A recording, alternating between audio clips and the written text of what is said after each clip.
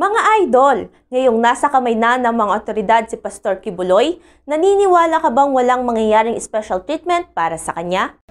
As of now po, lalo na po sa life ng politics ngayon, tapos sa dami po nangyayari around politics, I think there will be a special treatment to Kibuloy, lalo na at nasa malakas po yung influence niya, and nandun na yung possibility na magkakaroon talaga ng special treatment when it terms sa kay Kibuloy.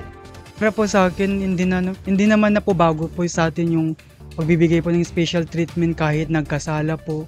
Based on my opinion po is kapag mapera ka, pwede mong bayaran po yun. Hindi po, kasi lahat naman po ng tao dito sa mundo is mahirap ka man or mayaman, dapat po pare-pareho po yung pag-treat nila sa bawat isa sa atin kapag may nagawa pong kasalanan. Para sa akin po hindi na.